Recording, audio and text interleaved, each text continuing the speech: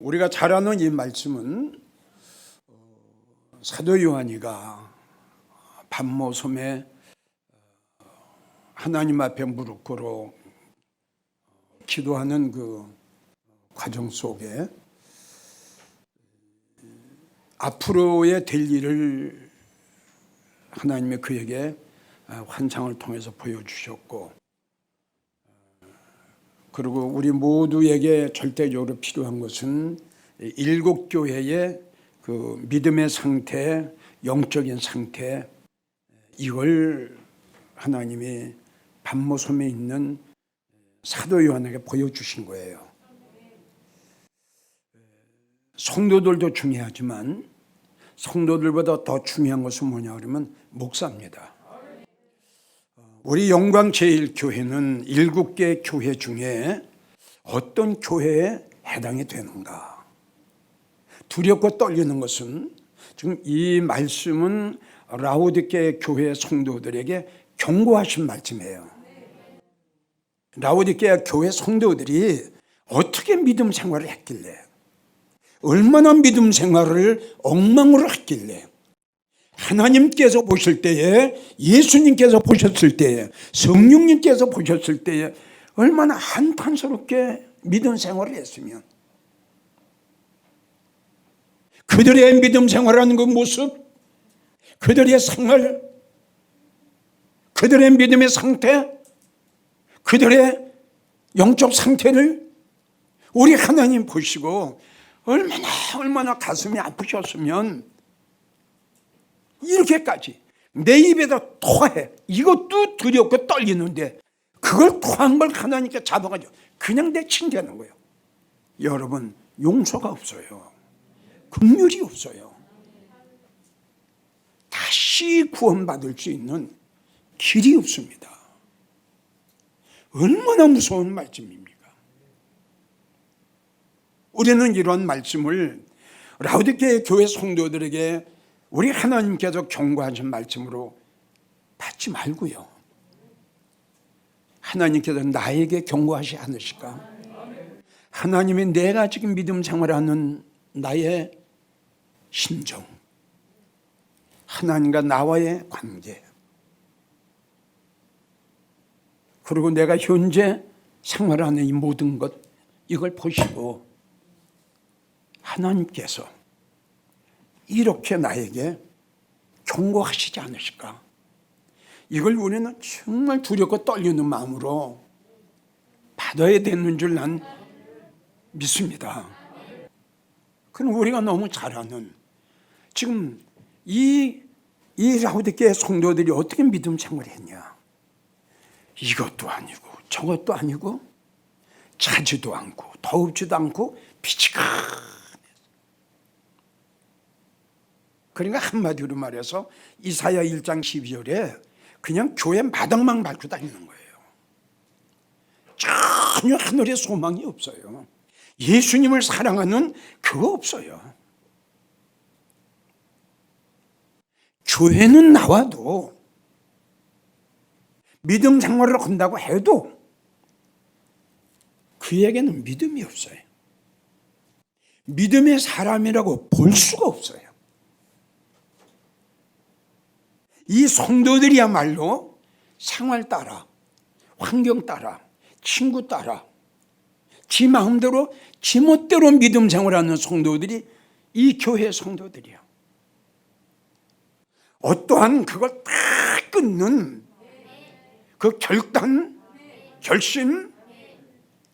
성경을 보면요, 우리 하나님, 우리 예수님은 굉장히 이게 결단, 그 다음에 적극성, 그 다음에 결심, 아주 너무너무 좋아하세요. 자, 그 예수님의 제자 중에 예수님이 베드로를 참 사랑하셨거든요. 그러니까 수제자예요. 그래서 예수님이 왜 그 많고 많은 제자들 중에 이렇게 베드로를 사랑하시고 특별히 관심을 가지셨을까? 그리고 쭉 한번 추적을 해보면요, 베드로가 굉장히 단순합니다. 그리고 굉장히 뜨거워요. 갈릴리 호숫가에서 그물을 던지고 고기를 잡던 베드로, 예수님께서 많은 사람들 제치고 베드로를 딱 찾아가세요. 베드로야, 나를 따라와. 이제부터 너 고기를 낚는 어부가 아니고 사람을 낚는 어부가 되게 하리라. 아니, 베드로가 사람을 낚는 어부가 뭔지 압니까? 평생 고기 그물을 던지면서 고기 잡아먹던 이 베드로가 처음 만난 예수님께서 나를 따라오라는 거예요. 아무 소리 안 해요. 그물도 버리고 배도 버리고 그냥 주님을 따르는 겁니다. 그냥. 얼마나 적극적이고 얼마나 화끈합니까? 이런 걸 보시고 우리 하나님께서는 베드로를 수제자로 삼으신 거예요.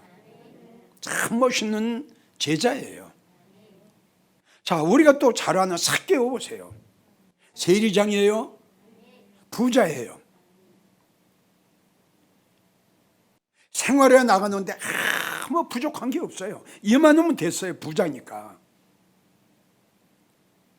근데 삭개오 참 생각이 딱 바꿔줬죠. 아, 명예가 인생의 전부는 아니구나. 돈덩어리가 금덩어리가 나의 인생의 전부가 아니구나. 아, 내가 예수님 한번 만나고 싶어.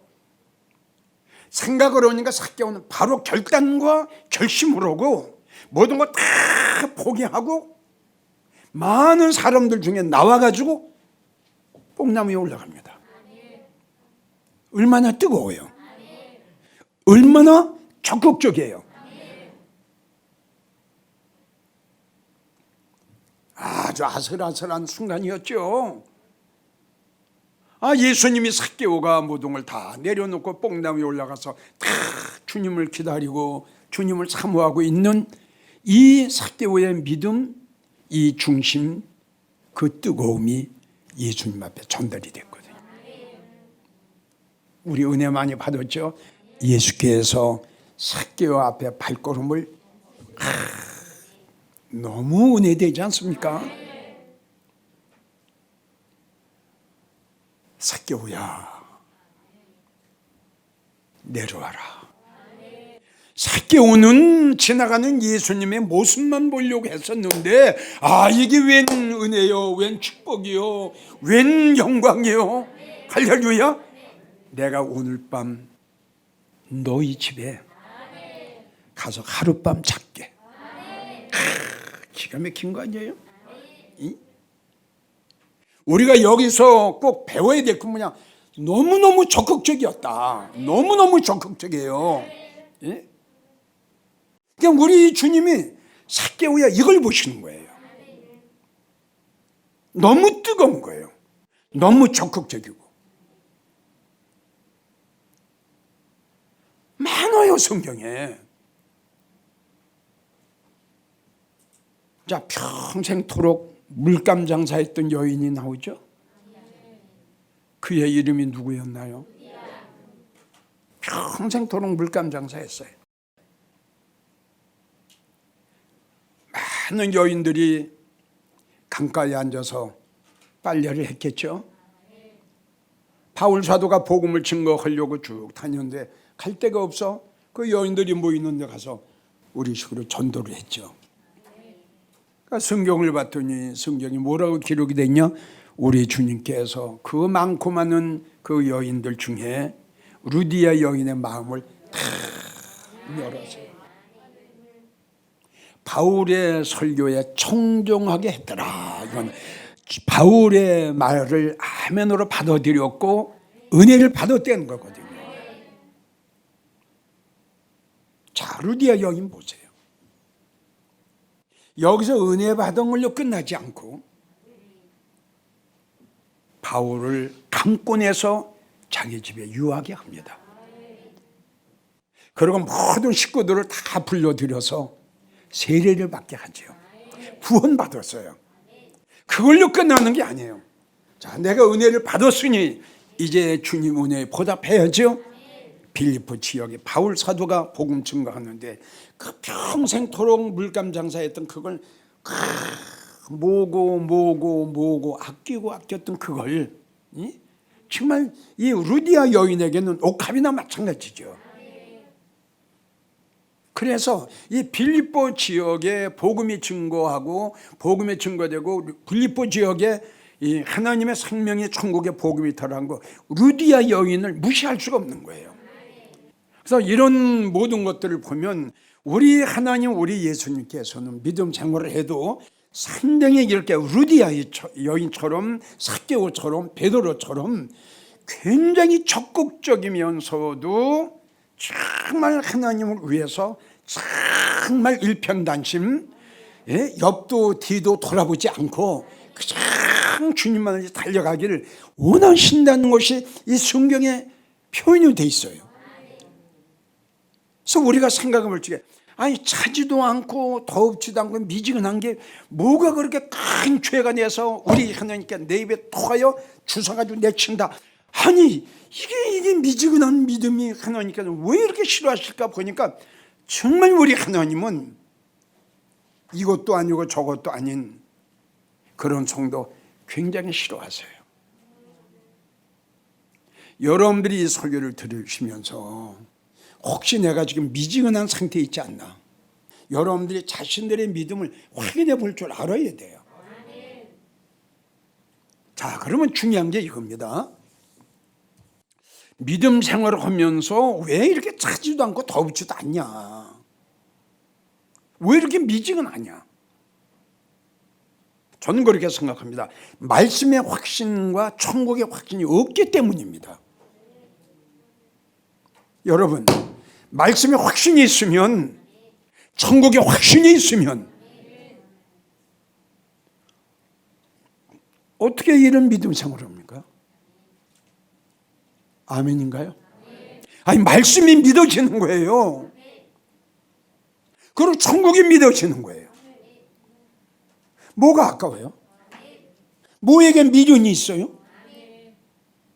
이것도 믿음에 따라서 틀리겠죠. 말씀이 믿어지는데요. 아니, 천국의 그 영광의 세계가 내가 믿어지는데요. 그 세계가 믿어지는데요. 나의 생애가, 나의 소망이, 나의 소원이, 나의 인생의 목적이 이건데요. 이게 믿어지면은 뭐가 아깝겠어요? 수백 번 여러분들에게 강조를 했지만 우리가 마지막까지 이길 수 있는 것은 말씀의 확신입니다. 이게 믿음이거든요. 근데 이 교회의 성도들이 이 두 가지가 없는 거예요. 말씀의 확신도 없고요, 천국의 확신도 없는 거예요. 라오디게아 교회 성도들이 이런 거예요. 그러니까 미지근하게 믿음생활을 할 수밖에 없는 겁니다. 내가 주님을 사랑하는 그 사랑, 정말 내가 하늘의 소망으로 살아간다는, 내가 정말 그 영광의 소망으로 살아간다는 이 믿음, 이걸 행함으로 우리 주님 앞에 보여드려야 되지 않겠어요? 말로만 하면 뭐합니까? 너희가 입으로는 나를 사랑하고 너희가 입으로 날 존경한다 하나 너의 마음은 멀리 떠났다, 이욕을 쫓고 있다. 너 거짓말하지 마라. 우리는 어떠한 이 평범한 이런 믿음에서요, 우리는 확 하면 업그레이드가 이게 돼야 됩니다. 팍 뛰고 팍 뛰고 팍 뛰고, 이게 뭔가 그 자리에서 그건 뭡니까? 한 뼘이라도 주님 앞에 가까이 가야죠. 믿음이 있어야 주님 앞에 가까이 가지요. 하나님의 말씀과 천국이 믿어져야 주님 앞에 가까이 가지요. 아무리 말씀을 들어도 영광의 세계가 안 믿어지니까 미지근할 수밖에 없죠. 생각만 하면 뭐합니까? 마음만 가지면 뭐합니까? 행함이 있어야죠. 이게 라오디게아 교회 성도들이요. 히브리 11장 16절을 보세요. 저희가 이제는 더 나은 본향을 사모하니 곧 하늘에 있는 것이라. 그러므로 하나님이 저희 하나님이 저희를 위하여 한 성을 예비해 놓으셨다. 이게 믿어지면, 이게 내가 확신이 들면, 옥합하냐? 옥합보다 큰 것도 주님이 원하신다면, 하나님이 원하신다면, 생명까지 드리는데요. 요한계시록 20장을 보세요. 하나님의 말씀을 인하여 목이 팼어요. 예? 물론 믿음의 정교를 지키기 위해서 순교도 했지만, 이분들이 말씀이 안 믿어지고 천국에 확신이 없으면 순교 당하겠어요? 여러분, 순교자들은 말씀에 확신해요. 그리고 천국에 확신해요. 여러분들 이 두 가지의 확신이 없으면 순교 당할 수가 없습니다. 여러분, 내가 세상과 싸워 이기는 것도, 세상의 미혹과 유혹과 나와의 싸움에서 이기는 것도, 하나님, 이 세상의 모든 것 다 변할지라도 하나님의 말씀은 변하지 아니하고 때가 되면 그대로 이루어질 줄 나는 믿습니다. 이 말씀이 믿어지니까. 그리고 하나님, 주님이 예비하시고 하나님이 준비해 놓으시고 바울 사도가 보고 온 그 3층층의 세계가, 하나님, 나는 믿습니다. 확신이 듭니다. 하나님, 나의 소망은 이거요, 나의 인생의, 나의 생애의 목적은 여기에 뜹니다. 이게 내가 믿어지는데 뭐가 아깝겠어요? 여러분, 우리가 정말 믿음 안에 성공하고 실패는 바로 이겁니다. 말씀이 믿어지고 큰 영광이 믿어지는데,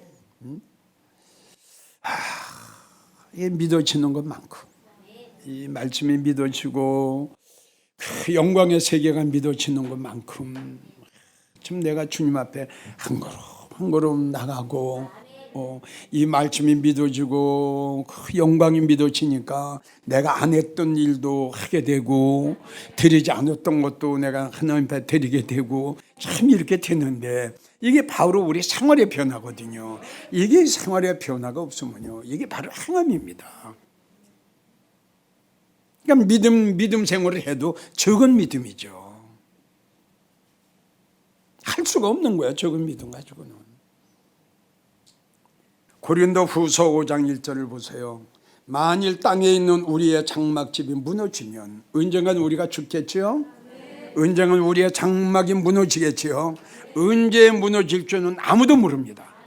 우리 땅에 있는 우리의 장막, 우리의 육신이 우리의 무너지면 하나님께서 지으신 집, 곧 손으로 지은 것이 아니요 하늘에 있는 영원한 집이, 이게 믿어져야 돼. 고린도전서 2장 9절, 하나님이 자기를 사랑하는 자들 위하여 하늘에 예비하신 모든 것은 우리의 마음으로도 생각지 못한다. 지금 내가 상상할 수가 없고 표현할 수가 없다 이거지. 하나님이 하나님을 사랑하는 자들을 위해서 예비해 놓으신 그 엄청난 집, 영광의 집은 글려서 말려서 표현할 수가 없다. 여러분, 여기다 소망을 두고 살아가세요. 자, 라오디게아 성도들이 왜 이렇게 믿음 생활이 미지근했느냐? 저는 그렇게 생각합니다. 두 번째는 은혜를 받지 못했어요. 난 여러분들에게 이야기했죠. 얼마나 믿음 생활을 오래 했느냐, 얼마나 성경을 많이 아냐, 얼마나 성경 공부를 많이 했느냐. 이거는 그렇게 중요한 건 아니다. 그렇게 믿음 생활을 오래 했는데도 왜 안 바꿔졌냐? 왜 예수님 사랑하는 마음이 없냐? 당신의 마음속에 왜 뜨거움이 없어? 당신의 마음속에 왜 주님이 안 계셔? 당신의 마음속에 왜 주님의 사랑이 없어? 은혜를 못 받았어요. 그래서 이렇게 미지근해요. 은혜는 우리를 확 바꿔놓는 게 은혜. 변화되기 싫어도, 바꿔지기 싫어도, 달라지기 싫어도, 새로워지기 싫어도, 막 꺾어지기 싫어도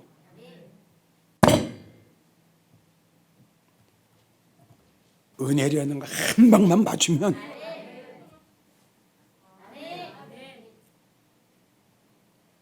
끝나.